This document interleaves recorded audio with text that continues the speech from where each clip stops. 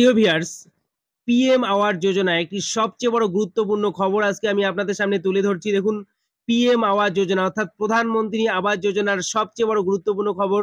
অবশেষে পিএম আওয়াজ যোজনার ঘরের টাকা আসতে চলেছে। দেখুন বন্ধুরা, পুরো ভিডিওটি দেখে নিন, দেখলেই সবকিছু জানতে পারবেন। আর ভিডিওটি দেখে যদি আপনাদের ভালো লাগে চ্যানেলটিকে সাবস্ক্রাইব করে রাখবেন, আমার একটু পাশে থাকবেন। দেখুন, এখানে একটি নতুন খবর বেরিয়েছে। আবাসের বাড়ি তৈরি করার প্রতিশ্রুতি পালনের পদক্ষেপ নবান্নের। আর ত্রুটিমুক্ত তালিকা তৈরির নির্দেশ গেল প্রতিটি জেলায়, অর্থাৎ নতুন করে ত্রুটিমুক্ত একটি তালিকা তৈরি করার জন্য নবান্নের তরফ থেকে নির্দেশ পাঠানো শুরু হয়েছে।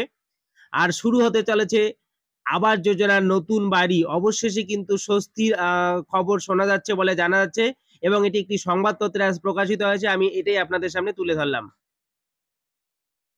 আরো নিচের দিকে দেখুন কি বলা হয়েছে। কলকাতা লোকসভা ভোটের প্রচারে আবাস যোজনার বাড়ি তৈরি করে দেওয়ার প্রতিশ্রুতি দিয়েছিলেন মুখ্যমন্ত্রী মমতা বন্দ্যোপাধ্যায়। প্রশাসনের খবর, ভোট মেটার সঙ্গে সঙ্গে এই প্রকল্পের উপভোক্তাদের তালিকা নতুন করে যাচাইয়ের নির্দেশ দিয়েছেন তিনি। সেই নির্দেশ মেনে 100% ত্রুটিমুক্ত উপভোক্তা তালিকা তৈরির বার্তা ও জেলা প্রশাসনের কর্তাদের দিয়েছেন তিনি। পঞ্চায়েত দপ্তর এই নির্দেশ ঘিরে প্রশ্ন হচ্ছে যে, তালিকা ভিত্তিতে টাকা পাওয়া নিয়ে কেন্দ্র ও রাজ্যের এত দীর্ঘ টানাপোড়েন, তা কি এখনো পুরোপুরিভাবে ত্রুটিমুক্ত হয়নি? যদিও পঞ্চায়েত মন্ত্রী প্রদীপ মজুমদার বলেছেন, আমাদের উদ্দেশ্য ভালো, স্বচ্ছতার সঙ্গে সমঝোতা আমরা করি না, 100% খাঁটি নতুন তালিকা তৈরি করার উপর জোর দেওয়া হচ্ছে। বস্তুত এই প্রকল্পে 11 লক্ষ উপভোক্তা ধরলে রাজ্য সরকারকে 13,200 কোটি টাকা খরচ করতে হবে। তবে মন্ত্রী আধিকারিকদের অনেকের মতে তৃতীয় এনডিএ সরকার অনেকটাই শরীফ নির্ভর। কেন্দ্রীয় গ্রামোন্নয়ন মন্ত্রকের দায়িত্বে অনমনীয় মন্ত্রী গিরিরাজ সিং বা প্রতিমন্ত্রী সাধ্বী নিরঞ্জন আর এখন নেই।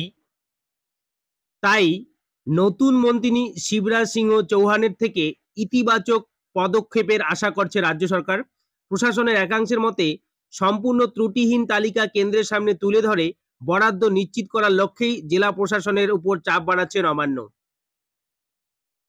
প্রসঙ্গত, দ্বিতীয় এনডিএ সরকারের প্রায় অর্ধেক সময়ে প্রধানমন্ত্রী আবাস যোজনার বরাদ্দ বন্ধ ছিল। 2018 সালে যে আবাস প্লাস শুরু হয়েছিল তা শেষ হওয়ার কথা ছিল 2022 সালে। রাজ্যের দাবি, প্রকল্পের অগ্রাধিকার তালিকায় 33 লক্ষের নাম থাকলেও প্রয়োজনের নিরিখে 11,36,000 উপভোক্তাকে সর্বোচ্চ অগ্রাধিকার পর্যায়ে রাখা হয়েছিল। তার মধ্যে 34,000-এর নিজস্ব জমি না থাকায় 11,02,000 উপভোক্তাকেই অনুমোদন দিয়েছিল কেন্দ্র সরকার। এদিকে বাজেটের তথ্য অনুযায়ী চলতি আর্থিক বছরে 2024-25 রাজ্যে আয়ের সম্ভাবনা 3,36,114 কোটি টাকা, খরচ হতে পারে 3,36,116 কোটি টাকা, অর্থাৎ আয়ের তুলনায় ব্যয় হবে 2 কোটি টাকারও বেশি। এই অবস্থায় এত বিপুল বরাদ্দ কিভাবে ব্যবস্থা করবে রাজ্য সরকার? সরকারের অন্দরের বক্তব্য, প্রথম কিস্তিতে 50% এবং পরের দুটি কিস্তিতে 40% এবং 10% টাকা ছাড় হতে পারে।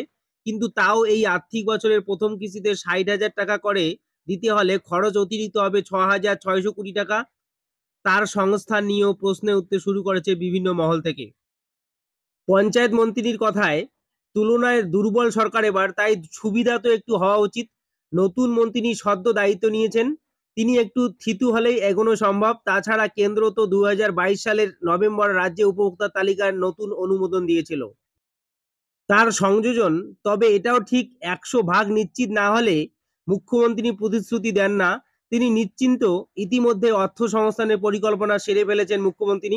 তবে কেউ কেউ এও বলেছেন, নতুন মন্ত্রীর সঙ্গে আলোচনায় ব্যর্থ হলে রাজ্যের সামনে ধারের রাস্তা তো খোলাই রয়েছে। সুতরাং যে কোনো প্রকারেই হোক, যে আবাস যোজনার কিন্তু নতুন বাড়ি তৈরি করার টাকা আসতে চলেছে অবশেষে। হয় রাজ্য সরকার সেই টাকা দিয়ে দেবে, না হলে কেন্দ্র সরকার কিন্তু অবশ্যই পিএম যোজনার টাকা এবার জনগণের হাতে দিচ্ছে। অবশ্যই খুশির খবর। দেখুন বন্ধুরা, অবশ্যই কিন্তু সময়ের অপেক্ষা। আর ভিডিওটি ভালো লাগলে চ্যানেলটিকে সাবস্ক্রাইব, লাইক ও শেয়ার করবেন বন্ধুরা। ধন্যবাদ।